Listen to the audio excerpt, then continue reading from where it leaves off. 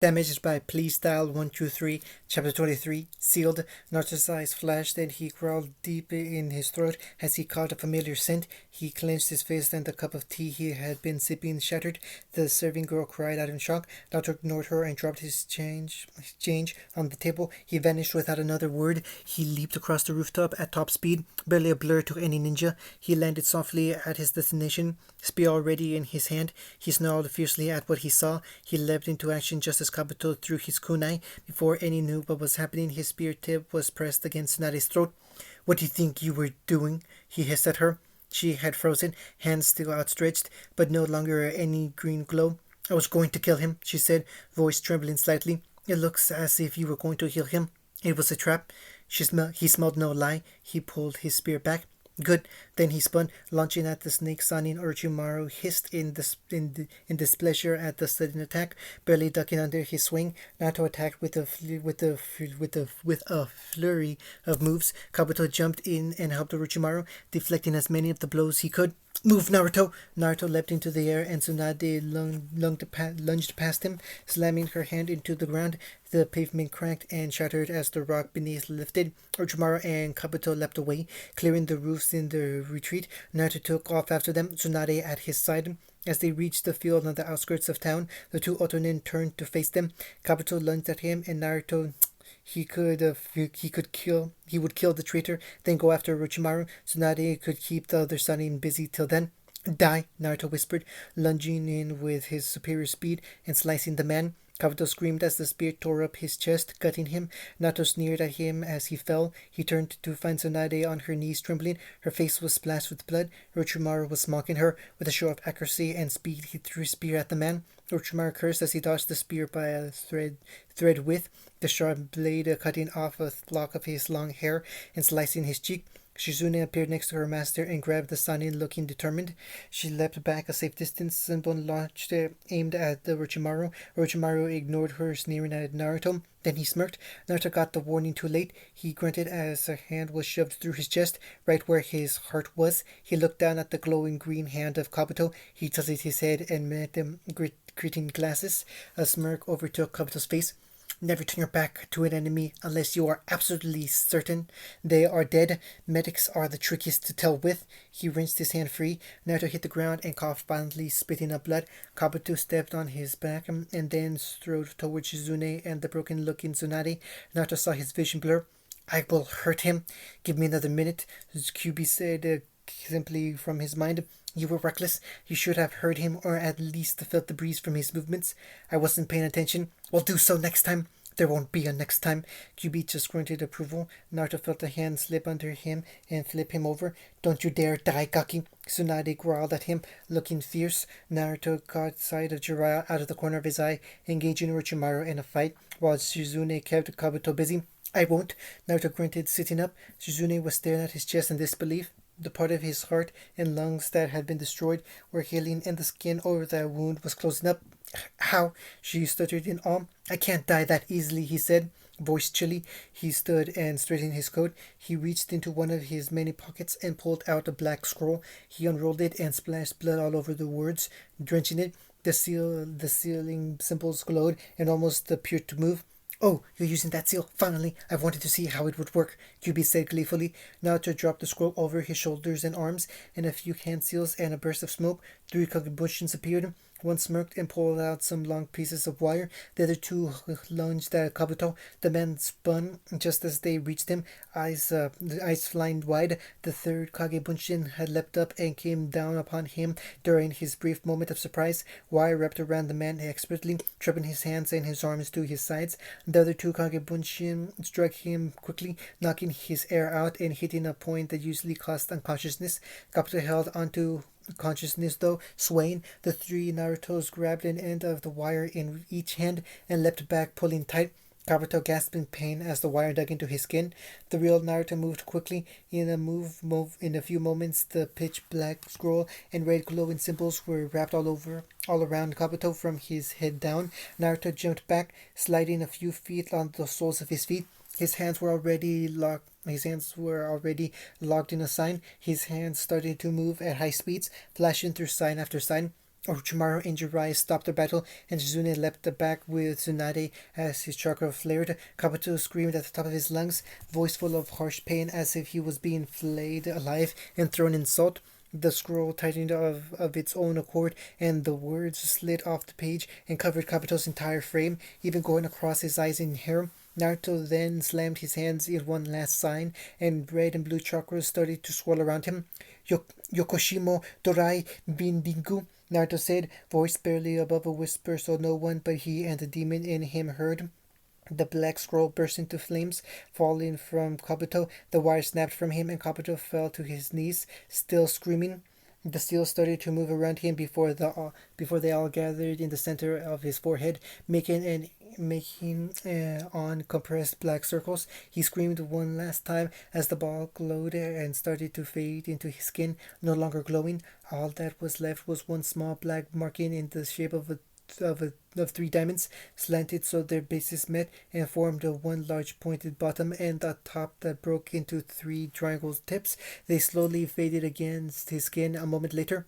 Kabuto's eyes shut and he collapsed, sprawled on the ground. Naruto knew he wouldn't be moving for a long time. Naruto turned, ignoring the motionless man, and shot at Orochimaru. The man hissed his displeasure and leapt back right next to Kabuto. A newly revealed Otonin rose out of the ground and Orochimaru by the shoulder and Kabuto before they sunk into the ground. I will get you one day, boy. Orochimaru spat at him as he vanished. Naruto sneered and grabbed his spear. He sealed the weapon and turned back to find the three others watching him. What was that seal you did, Gaki? Jiraiya asked suspiciously. It is a seal I made, Naruto said simply. He didn't elaborate. His seal, though, was a perfect version of Orochimaru's one. If a person had any wickedness or darkness in their soul, any dark desire or plan, he could bind them to himself. He doubted anyone would realize that, at least until he wanted them to. Jiraiya spluttered at his vague answer. Tsunade stepped forward and looked him over sternly. Then she pulled her necklace off and pulled it over his head, letting it fall over Naruto's wooden beaded necklace. Good job, she said. I think I will take up the position as Godai. Naruto gazed back evenly, then offered a crooked smile. You wanted to talk with me? Tsunade asked from the doorway. Naruto looked up from his seat on the windowsill. They'd stopped at a hot spring resort on their way back to Konoha. Yes, I had a proposition for you. And what would that be? Tsunade eyed him curiously. You can do something as simple as change a voice box, correct? Yes, Tsunade said wearily. Naruto's lips spread in a humorous grin. End of chapter 23. Damaged by Police Dial 123, chapter 24. Curse Seal. As they walked into Konoha, the two gate guards snapped to attention, eyes wide with awe and shock. They made a sight. Tsunade and Jiraiya bickering, acting like nothing like legends. Shizune sighing and carrying a dressed pig, and Naruto walking calmly beside them. Naruto trailed the group to the Hokage Tower, where they headed for the council room. Knowing the council would be there, Naruto was hesitant about entering the council room with the group, but Jiraiya grabbed him and dragged him in. Naruto's eyes narrowed at the large doors shut behind them, keeping them in the large council room. He turned towards the council and ran his eyes over everyone as he stayed in the shadows behind the group. He could see the clan heads, the elders, and the wealthy civilian members. Naruto loathed the last group. They had no place here, yet they made decisions. You have returned successful, Jiraiya, Homaru said.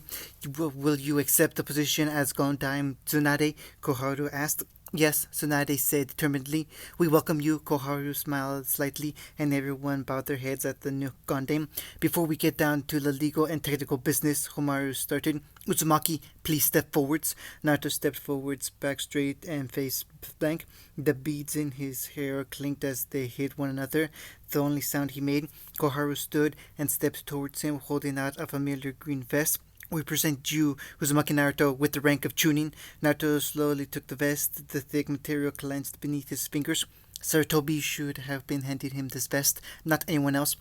Thank you, Naruto said softly, more out of etiquette than actual thanks. Koharu bowed her head to him and met his eyes. Naruto caught the glance and gripped the vest more tightly. You are dismissed, Uzumaki. Be aware, though, that you have only a day of rest before you are needed. Konohagakure has suffered damage, and every hand is needed. Of course, Naruto said stiffly, bowing back. He turned on his heel and headed for the door, the Anbu guard opening it for him and closing it behind him just as quickly. Naruto stood in the hall silently a moment. He stood back down to his vest and opened the first pouch, pulling out the small passport book and papers. A small note slipped out with them. The papers were already drawn up and signed by Sartobi before his death. You now have the freedom and advantage of the Sanin. Use them properly and well. Koharu. Naruto looked over the papers before stuffing them in one of his pockets. He folded his vest and stuffed it in a sealing scroll. He wouldn't wear it.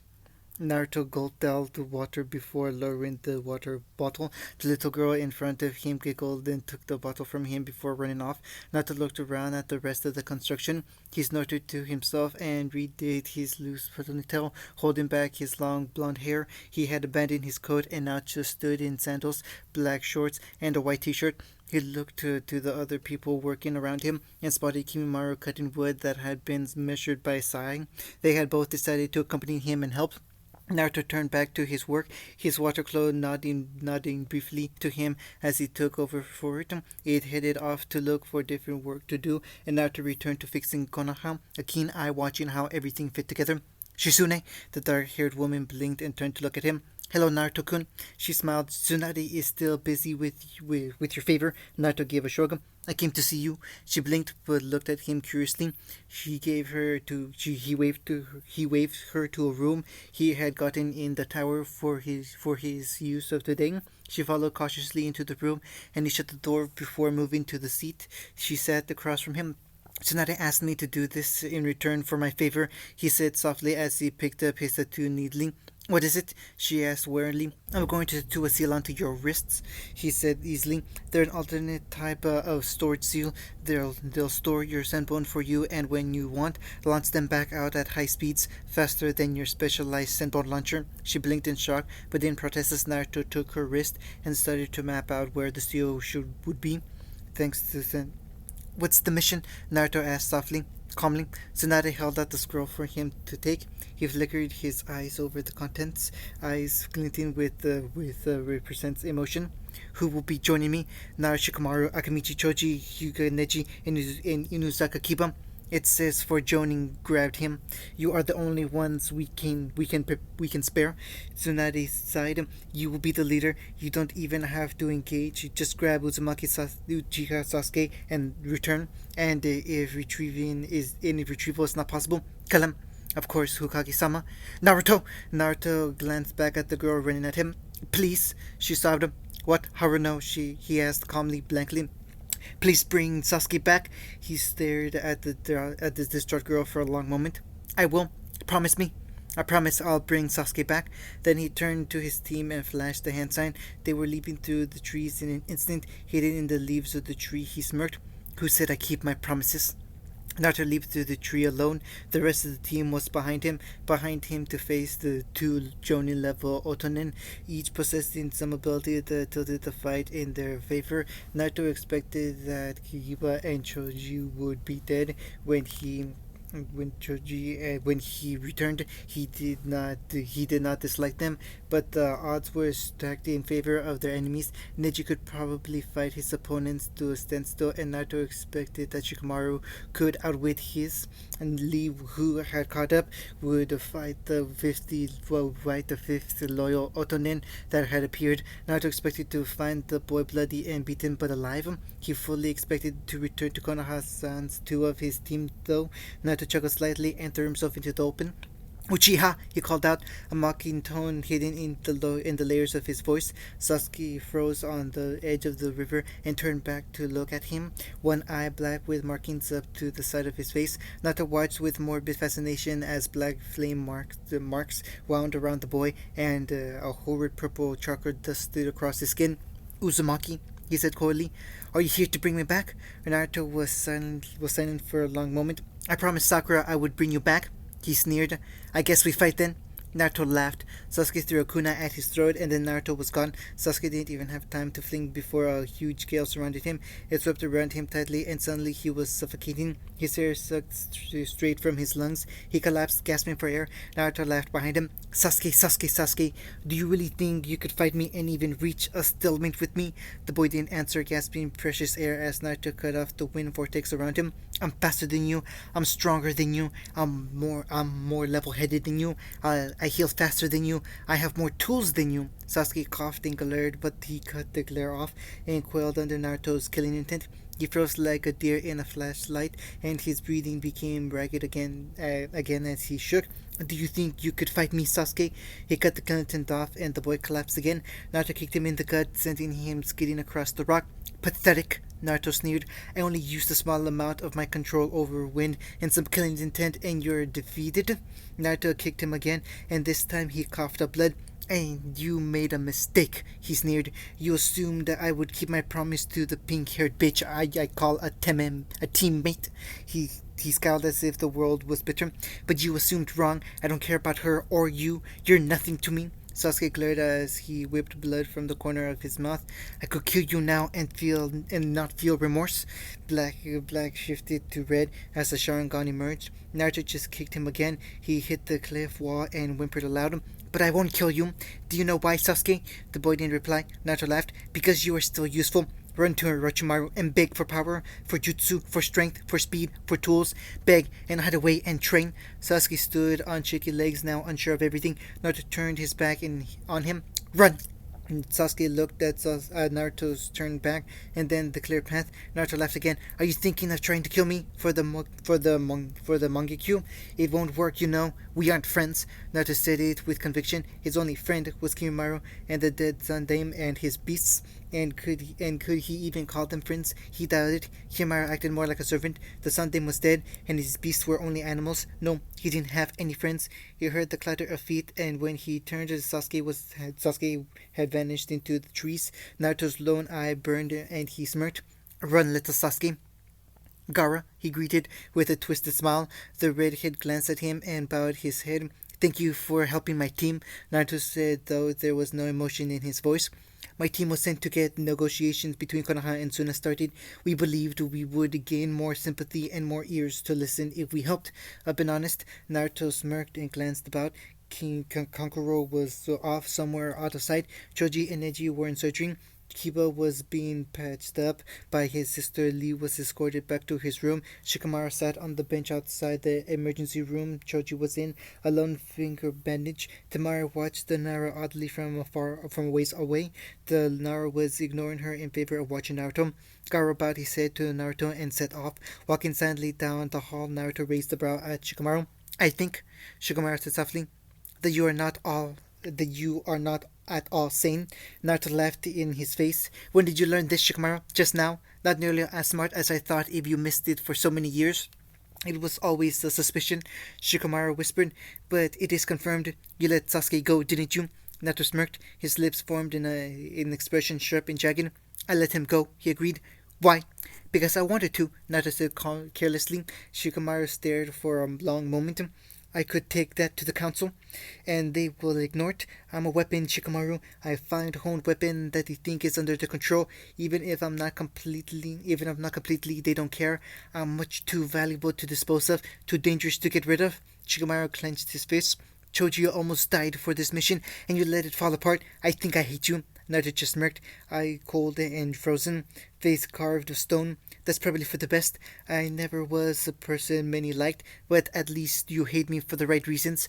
End of chapter 24.